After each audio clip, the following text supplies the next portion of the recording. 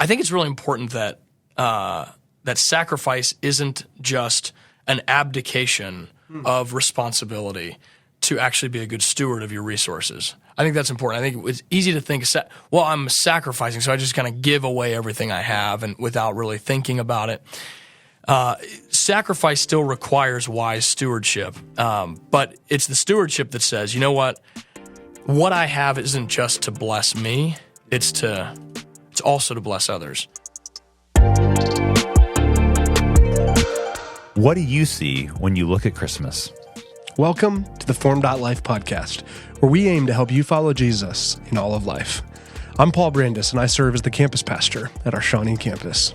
And I'm Bill Gorman, and I serve as the campus pastor at our Brookside campus. Today on the podcast, we get the opportunity to preview for you our Advent teaching series, which is titled Christmas Through the Eyes of Faith. We're really excited about this series. Yeah, that's right. We are. And to break it down, I invited my teammate from the Shawnee campus to have a conversation with me, Johnny Daigle, who serves as one of our pastoral residents. It was a fantastic conversation, and we're excited for you to hear it. Let's dive in right now.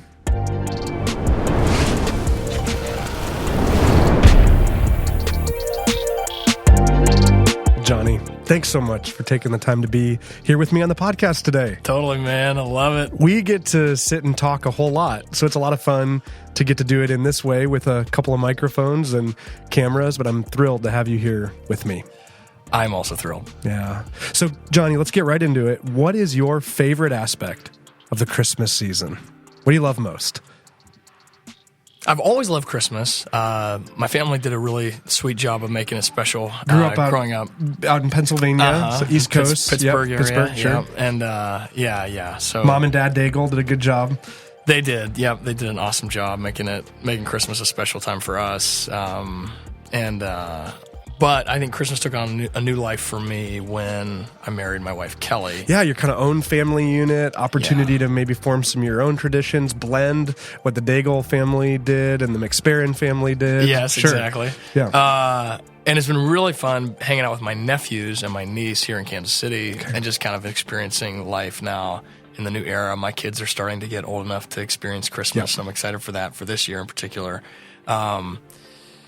But it's my wife Kelly's favorite season. So it's this time of year with the lights and just all that. And it's been really fun being in relationship with her, seeing Christmas through fresh eyes and letting it kind of come to life in a new way. Yeah. It's been awesome. I love you mentioned the lights because that's, a fairly ubiquitous part of the Christmas season, but it has this, kind of rich and deep meaning, right? Of Jesus as the light of the world who comes in the Christmas season. Sort of the first Christmas is born as a baby shining upon a very dark world. And that's the symbol of Christmas lights, which is always important to remind ourselves of. We actually, in our little neighborhood in Western Shawnee, we have one of the destination houses across the whole metro. Like our, neighborhood's 100 houses, maybe less.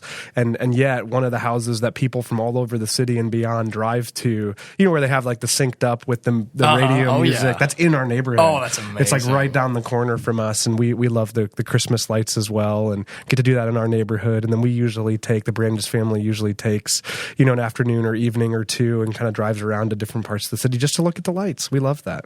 Oh, that's awesome. Yeah. Growing up, actually, getting me going here. Yeah, totally.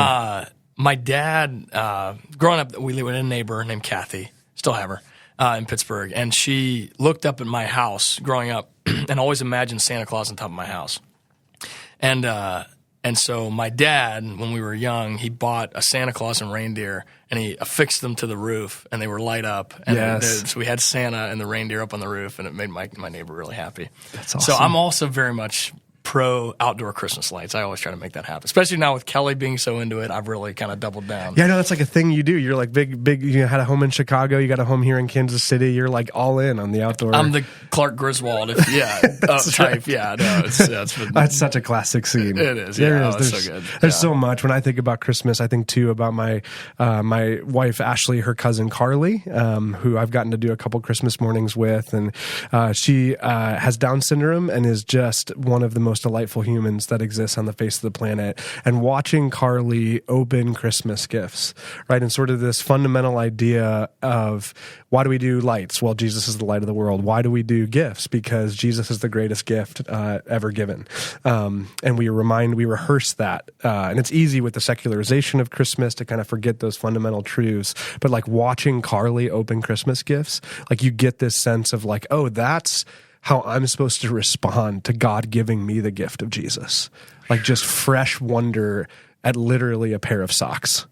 And fresh, like genuine wonder. She has this obsession with bathtub rubber duckies. She's got the biggest collection of bathtub rubber duckies, and she's getting them on Christmas morning. And it's like just the greatest gift in the world, right? That's incredible. And so just some of those memories with the Christmas season. Well, you and I, we had a chance to get to put together our Advent teaching series. So Advent is a kind of churchy word, right? It means coming or arrival, and so Advent season is about Christmas. It's about Jesus' first coming. And so you and I, as we worked on this, we titled it Christmas Through the Eyes of Faith. And in this 5-week teaching series, we're featuring the stories of characters that have a unique connection to the first Christmas. So you and I got a chance to do this together. Yes. And for our listeners, can you share a bit more about the series and some of the elements that we designed within it? Yeah, so just start with the title, Christmas Through the Eyes of Faith. And it's meant to be kind of catchy. And that phrase, eyes of faith, is meant to be kind of arresting in a particular way. Yeah, good. Like, what do you mean by that? Mm-hmm. Yeah. And I love to lean into that. I think it's a great phrase because it illustrates something really important about faith. And so faith, I think, is best understood as a form of perception and really something that is beyond sight. And it's not that you don't trust what you see, or you think, what you see is bad or something, but I think faith gets to a level of sight, so you can see through the eyes of faith things that are really going on, maybe beyond what you can. If you're only going on what you can see, your sight's actually going to be limited. Yeah. So the eyes of faith help you to see deeper. Maybe even almost one of the metaphors within this could be, I'm looking at you right now, you're wearing glasses.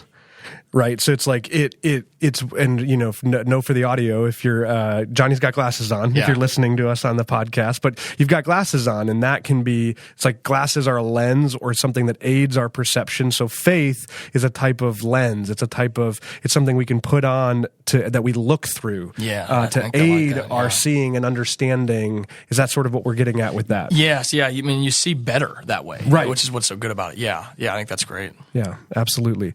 Well, so share a little bit more about, so kind of had this phrase within, so Christmas Through the Eyes of Faith, connect that idea of seeing for me with the Christmas season, with Jesus is coming, connect those kind of concepts back to one another. Yeah, I would say basically, this is a phrase I've loved for a long time, the eyes of faith, and I've always been really inspired by it, and always so I came to faith in Christ through the ministry of my church growing up, and that really was something that developed over the years, my faith. And I was really taken with that phrase, especially coming through the end of high school, with this eyes of faith, the desire to see people deeper than just how they looked or this kind of thing. Yeah. And the way this has developed for me, this phrase, eyes of faith, I think it's easy to just do the human, normal thing to do in a situation. Yes. And almost self-preservation mindset, or I need to make sure I secure what is good for me and my tribe or my own interests.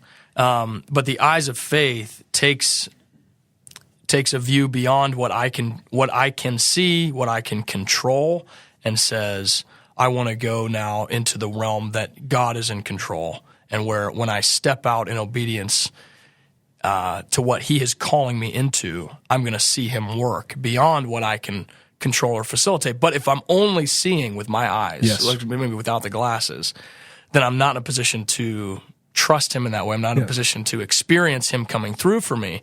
I'm stuck in my little world of what I can control, and that's something of a prison, and I've experienced that. Yeah. And that's not how we're meant to live. Well, and exactly. And Christmas, and maybe particularly the first Christmas, is just kind of one of those moments where you get these characters where it would have been really understandable for them to be freaking out. Right. There's so little I can control. There's so much chaos. There's so much perceived absence of God, because a lot of times it can be hard to really see the reality of what God is up to in the world. And so we're trying to bring these eyes together of faith as a lens, as a way of seeing even better and higher and holier and tracking along with God's ultimate purposes in the world, with the dissonance of the first Christmas for these characters that were living life in the middle of hard circumstances, with a lot of questions and a lot that felt upside down or backwards or ostracized by their communities or outsiders to begin with. That's what we're trying to bring together. Yeah. So hopefully we get to land the plane on that. But it's exciting. The characters that we've covering in this series are actually Ruth. So starting in the Old Testament, which is going to be exciting, and then Zechariah and Elizabeth, and then Mary, Joseph, and the wise men. Anything you'd say about those characters in particular? I mean, you start on Ruth, and it's the big moment that we all think about probably when we think or hear about for the first time maybe the book of Ruth. It's all about verses 16 and 17 of chapter 1, where it's this pledge from Ruth for her faithfulness to Naomi. And her mother-in-law, Yes, and it's this moment of saying, I know humanly, Naomi, it makes sense for me to go back to Moab and do the normal thing. If I was seeing in the human ways, but I've seen something in you and in your people, in your God. I'm with you, no matter what it looks like from the human point of view. I'm with you, and that's the entrusting and the kind of the stepping out, and it's kind of like, whoa, Ruth, like, you're done for now, like that. There's nothing for you now. Like your life just ended. Well, now watch how God takes a hold of her as she steps out for what's the best thing for Naomi, and then God picks her up, and we get to see her story. And she, of course, is an answer.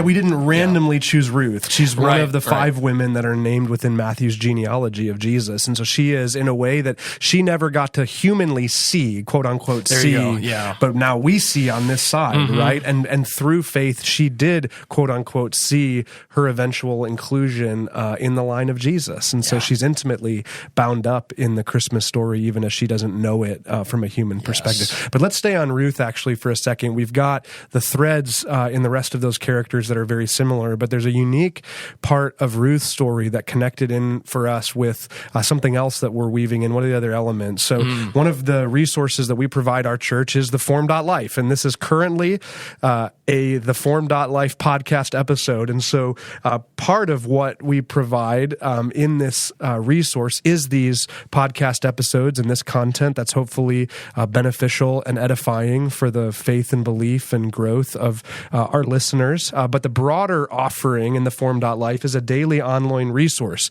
that helps us go deeper in our walk with God by engaging spiritual disciplines. So the Formed.life online resource, and that's a website you can go to if you haven't yet, www.theformed.life. That always links in with our Sunday morning sermons. And for each teaching series, we select a spiritual discipline of focus. Now, for this Advent teaching series, we selected the discipline of sacrifice. And Ruth, to bring her back in, is a great example of someone who, again, saw better than she knew. She saw through the eyes of faith and was drawn to Naomi's faith, and she took a big, bold step of sacrifice. So it's beautiful. But it does feel a little dissonant to match the spiritual discipline of sacrifice to the Christmas season. So what were we thinking there, and try to help us understand some of that, Johnny? Yeah, we definitely think more of sacrifice in terms of the church season of Lent leading up to Easter. Yeah, that's more traditional. Yes, and so sort of why did we come up with sacrifice? Well, I think when we are living on the basis of just what we can see, what we control, maybe take off your glasses and what you see just on the human plane, it's a lot of kind of, I want this, I'm going to secure this for myself. But in sacrifice, you're saying, I'm willing to step beyond what just that, and I'm seeing the people involved. I'm seeing God as available to me, and so that makes it able for me to step out and to expend myself for others. And so I've got a couple notes here. I think it's really important that that sacrifice isn't just an abdication of responsibility to actually be a good steward of your resources. I think that's important. I think it's easy to think, well, I'm sacrificing, so I just kind of give away everything I have and without really thinking about it. Sacrifice still requires wise stewardship, but it's the stewardship that says, you know what I have isn't just to bless me, it's also to bless others. And so I've got this line from Dallas Willard that comes out in some of our material, but here it is.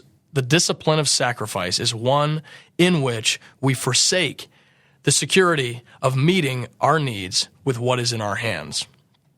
It is total abandonment to God, a stepping into the darkened abyss in the faith and hope that God will bear us up. Yeah. And in that, as we step out and we experience Him bearing us up, our faith actually grows. Yes. And we get experience, we get knowledge of Him stepping in, and that's where our faith is environed in knowledge. It's not environed in our sight, not what we can control, but we have knowledge as we interact with God. Yeah. Well, and actually, so let's connect this back to Ruth. We'll just keep using her as a great example of how we tried to tie all these threads together. So Ruth is situated right after the book of Judges, and in fact, the book of Ruth opens with this line, almost like once upon a time during the time of the Judges. There's this story about Elimelech, who is Naomi's husband, who passes away, and then their two sons, and they take wives, and so it's this sort of very particular and in some ways kind of almost quote unquote boring or mundane story that happens during the time of the Judges. But the book of Judges ends, let's just tie the sight idea in, where everyone was doing what was right in their own eyes. Yep. So there is no through the eyes of faith in the time of the Judges. Man. It is dog eat dog world. It is everybody looking out for themselves and their own agenda and what can I control, and I got to do what's right for me. I got to do me, right? That's the Judges. And then boom, there's this contrast story of this foreigner outside woman who says, no. There's a different way. There's a different worldview. There's a different lens. And I'm going to choose to see through the eyes of faith and look at how God shows up and honors that sacrifice. So that's really what we're going for. Now, that I think is something that persists in each of the other characters. Yes. And so hopefully we're able to draw out some of those connections. But for us, in our moment, we can choose to engage the Christmas season. It famously, right? And I suffer this in the holiday season. Thanksgiving, Christmas, this is a 6-week stretch on our calendar that is kind of famously in our secularization of the holidays. They're one of overindulgence. So it's an opportunity to shift the other way and to go a little more towards God and a little more towards understanding that we're blessed, not to hoard our blessings and to overindulge in our blessings, but we're blessed to be a blessing to others. And sacrifice is a discipline that gets us to some of that. Yes. And the thing that really, I think, would propel us to that and to recognize that that's what we're called to, what our opportunity is the fact that Christ goes before us in this. Exactly. And again, go back to Lent. I mean, we think about Christ's sacrifice as being what He did on the cross. Yes. And that's right. But we see this also in Him being born as a human being. His incarnation is sacrificial. That Philippians 2 moment where Paul's kind of showing that it was didn't think it robbery to be called equal with God. He did not count equality with God something to be grasped. But He emptied Himself. That's right. Opened His hands, sacrificially opened His hands. And then, and ultimately that culminates in death. Correct. So He starts there. Yep. And it's like, yes, He was born, but His birth was a death in a way. Mm-hmm. And He lives this life of pouring out for others. Mm-hmm. And He ultimately gets Him killed. And He's dead, and it's like, okay, so what happens when someone lays themselves? It's kind of like Ruth. I mean, you step out. What happens when you lay yourself out like that before God? And Christ, and then in Philippians 2, the ultimate vindication for Christ, the ultimate sacrifice, the ultimate vindication comes upon him. But I think he, as we are his students, as we are his disciples, he goes before us. And of all the ways for Christ to live and to die, he chose to do it this way, to be born as a human being.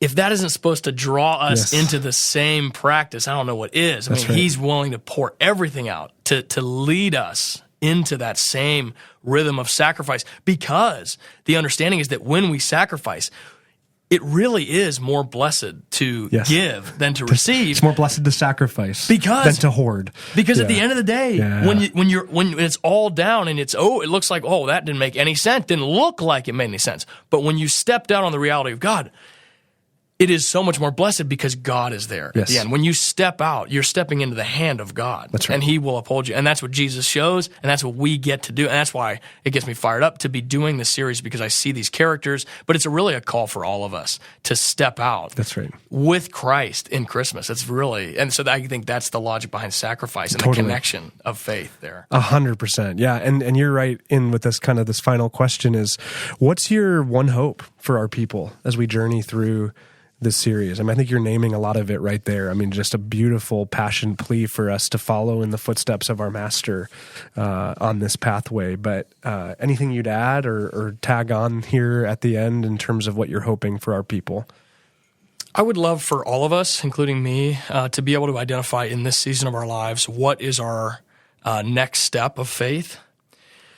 So what's our abandonment to God?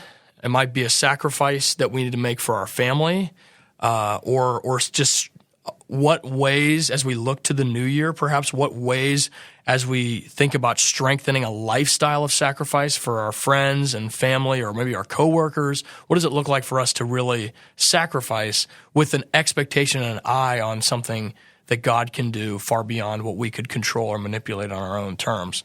The verse that I prepared on this one was Isaiah 58:10, which of course is about fasting, but you really get that sense of sacrifice. Yeah, that whole chapter is about the sort of the worship that God desires and what the fasts that he actually angles in on. Yes.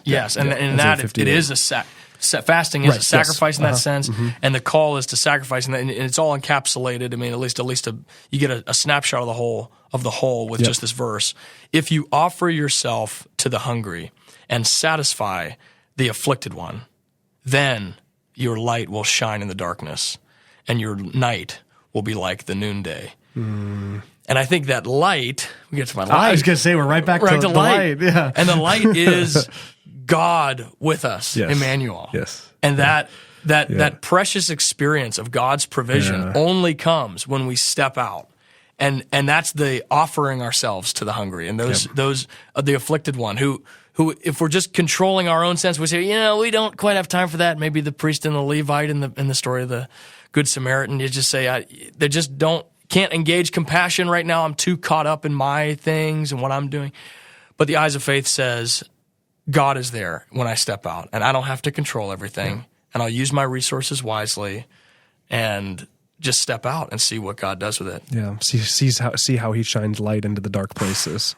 Yes, and that light of God with us that we experience in a unique way when we step out, I think is meant to make Christmas last all year, and that God with us stays as our mantra throughout the year. Love that. That's so good, Johnny. Well, our final wrap-up is one question we always ask all of our guests to get to know you, and we're always surprised. We never prep this in advance. We just love to know if you could do something other than the great work that you do. God has called you and equipped you and gifted you to do the work of a pastor. Same with me. I usually say I'd be a sports broadcaster or I'd design escape rooms. What would you do? What would be your alternate career or occupation if you could choose it? Yeah, I've thought about this a bit as I've listened to the theFormed.life podcast. And you were waiting for your moment to shine. I didn't know it was coming. I didn't realize this was happening. Here it is. Yeah. Well, I mean, there's a lot of things. I like doing lots of things. But yes, you do. I do like to do a lot of things. I'm a bit of a generalist and enjoy lots of fun things. But the thing that if I had to name one, it's not real. I don't even have to hesitate. It's to be a wedding singer. Oh, man. Yes. It's It's just to be a wedding singer. Yes. Well, and I'll share, as someone who works in the same office and same building as Johnny, one of our great delights as his colleagues at the Shawnee campus is how regularly we know Johnny's in the building because he's singing somewhere loudly. And you can sing too. You could do it, man. Like, you would be an awesome wedding singer. Like, when I say sports broadcaster, that's a pipe dream. Like, that ain't, I don't have the radio voice for that. Oh, I don't know. No, but you could be a wedding singer. Well, it just comes out, and you get to enjoy the beauty of the people, and you know them, and you're so excited for them, and you want to just get up and feel with them and just let it go. I had Randy Bonifield sang at my wedding. Our Leewood campus worship pastor. And so he's one of my inspirations. But awesome. Again, Luther Vandross. I mean, many people who I've just seen do this, and I'm just so inspired by just the way the soul comes out in those moments. It's like, ooh, man. Maybe sometime. Have you ever had a chance to do it? Like, I actually have designed a couple escape rooms. Yes. So I've done that, in very in poor fashion on the side, but nobody's asked you. Well, here it is. Here's the opportunity. Well, it's out there now. That's right. It's on the internet. It's on the theFormed.life podcast. Maybe you'll get an email. Here I am. There you go. Ready to serve. Send me. Yes, ready to serve. Awesome. Ready to step That's a great answer. Well, Johnny, thank you again. Thank you so much, and thanks so much for tuning in. Hopefully, you enjoy Christmas through the eyes of faith. Yes. Thanks for listening to the theFormed.life podcast. Thanks, Paul.